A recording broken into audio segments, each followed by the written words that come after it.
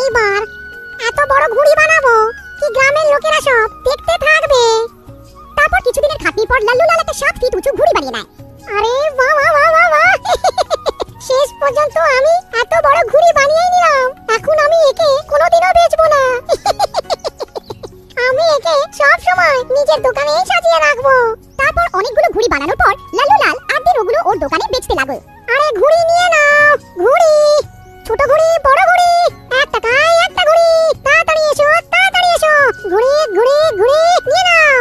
তারপর দেখতে দেখতে ওর অনেকগুলো ঘুড়ি বিক্রি হয়ে যায়। তারপর 3 জন যাত্রী ওর দোকানে আসে। ওরা সবাই ওর বড় ঘুড়িকে দেখে চমকে যায়। আরে লাল্লু ভাই, ওই ছোট ঘুড়িটা ছাড়ো, ওই বড়ওয়ালা ঘুড়িটা কততে দেবে সেটা বলো। আরে না না দাদা, ওই বড় ঘুড়িটা বেচার জন্য নয় গো, ওইটা তো আমি নিজেই 15ই আগস্টে উড়াবো। তারপর মুন্নার অনেক বলার পরেও লাল্লু লালুকে ঘুড়ি দেয় না, আর মুন্না রাগে ওখান থেকে চলে যায়। তারপর রাত হওয়াতে ওই 3 বন্ধু ওর দোকানে ঢুকে পড়ে আর ওই ঘুড়ি চুরি করে ফেলে। এই ঘুড়িটাকে শুধু আমি ওড়াবো। তারপর পরের দিন 3 বন্ধু মিলে একটা মাঠে ওই ঘুড়িকে উড়ানো তৈরি করতে থাকে। আরে উস্তাদ, এই ঘুড়ি তো সত্যি অনেক বড়। আমার তো মনে হচ্ছে এই ঘুড়ির সাথে সাথে আমিও হাওয়াতে উঠতে পারবো। রকি ভাই, এই ধারণা কিন্তু ভুল নয়। এই ঘুড়ি নিজের সাথে একটা লোককে ওড়াতে পারে। তখন ওখান থেকে একটা মেয়ে পার হচ্ছিল। আও আমার রানী, কোথায় যাচ্ছো? এই তোর এত সাহস, দাঁড়া তোকে এক্ষুনি বলছি। তারপর নীলম মুন্নাকে এক জোর থাপ্পড় মারে। মুন্না রেগে যায়। তোর এত সাহস, আমাকে মারছিস? দাঁড়া, তোকে এক্ষুনি দেখাচ্ছি। তারপর সেই 3 জন নীলমকে ধরে ফেলে। ওস্তাদ, আমি তো বলছি একে ঘুড়ির সাথে বেঁধে হাওয়াতে উড়িয়ে দিই, মজা এসে যাবে। তারপর ওরা 3 জন মিলে নীলমকে ওই ঘুড়ির সাথে বেঁধে দেয়। আরে হতভাগা, এটা কি করছো? আমার প্রাণ নিতে চাও কি? আরে মরে গেলাম রে। তারপর রকি আর বাবলু ঘুড়ির এক কোণায় দাঁড়িয়ে যায় আর মুন্নাকে সুতো দেয়। উস্তাদ, হাওয়া তো ঠিকই চলছে, আমরা ঘুড়িকে উপরের দিকে ছাড়বো, তুমি এর দড়িটা টেনে দেবে। তারপর ওরা ঘুড়িটাকে উপরের দিকে উড়িয়ে দেয়। মুন্না সুতো টানতে থাকে আর ঘুড়ি হাওয়াতে উঠতে থাকে। আরে বাহ বাহ বাহ বাহ উস্তাদ, ঘুড়ি তো সত্যি হাওয়াতে উঠছে। আরে বাহ বাহ, আজ তো মজাই এসে গেল। আরে মরে গেলাম রে, আমাকে কেউ বাঁচাও, বাঁচাও। আরে হতভাগা, আমাকে নিচে নামাও। হে ভগবান, আমি কোথায় এসে ফেসে গেলাম? কি আমার রামপিয়ারি, উপরে পরিবেশটা কেমন আছে? মজা আসছে না? ওখানে আরো কিছু লোক ঘুড়ি ওড়াচ্ছিল। আরে মনোজ, ওই দেখ কত বড় ঘুড়ি হাওয়াতে উঠছে, চল একে কাটার চেষ্টা করি। তখনই মনোজ নিজের ঘুড়ি মুন্নার বড় ঘুড়ি দিকে আনতে থাকে। আরে উস্তাদ, ওই দেখো একটা ঘুড়ি আমাদের ঘুড়িকে কাটতে আসছে। আমাদের নিজের ঘুড়িকে বাঁচাতে হবে, যদি ঘুড়ি কেটে যায় তো নীলমের কি হবে?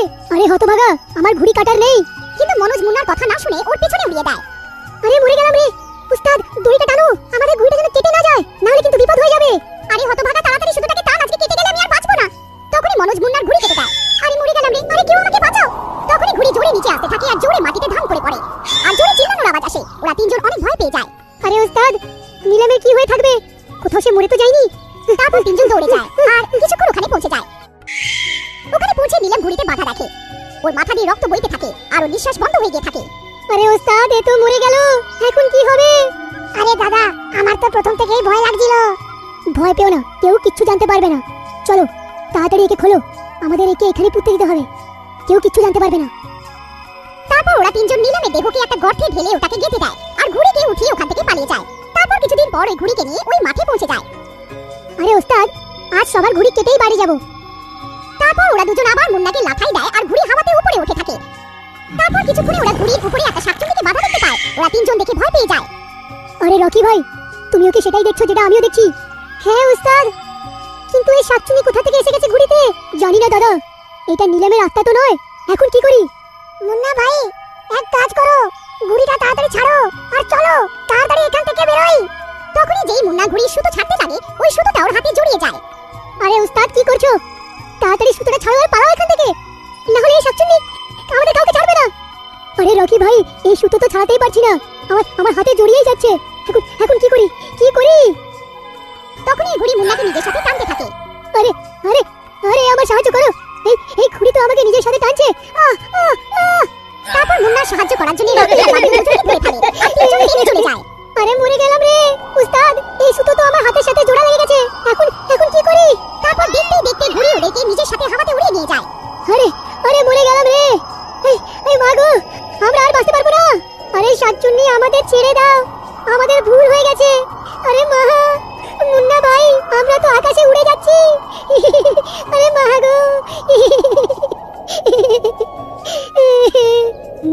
নীলম, আমাদের ক্ষমা করে দাও, আমাদের ভুল হয়ে গেছে। তোমাকে ক্ষমা করে দেব? তোমার জন্য আমার প্রাণ গেছে, তুমি আমাকে ঘুড়ির সাথে বেঁধে দিয়েছিলে। তোমাদের 3 জনের জন্য আমার প্রাণ গেছে, এখন তোমরাও মরবে। আরে ওস্তাদ, এখন কি করি? যদি এখান থেকে নিচে পড়ি তো আমরা বাঁচবো না।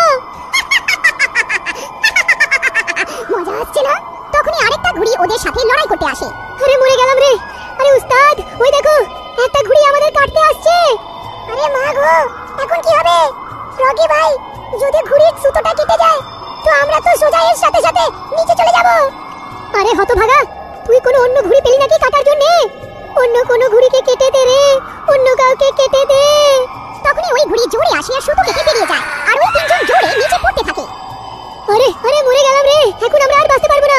আরে মা গো, আরে কেউ আমাদের বাঁচিয়ে নাও। আরে আরে শাকচুন্নি, আমাদের ভুল হয়ে গেছে, আমাদের ক্ষমা করে দাও। তখনই ওই শাকচুন্নি ঘুড়ির সাথে ওইখানে পৌঁছে যায় আর ওদের তিনজনকে নিচে পড়া থেকে বাঁচিয়ে নেয়।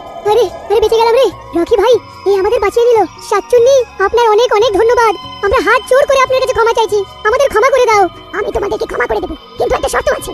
এখন থেকে তুমি প্রচার করবে যে প্রত্যেক বছর ঘুড়ি উড়ানোর জন্য অনেক পাখির মৃত্যু হয়। আর যদি তোমরা এই ব্যাপারে আলোচনা করবে তাহলে আমি তোমাদের জন্য কোনো ক্ষতি করব না। ঠিক আছে শাকচুন্নি, আমরা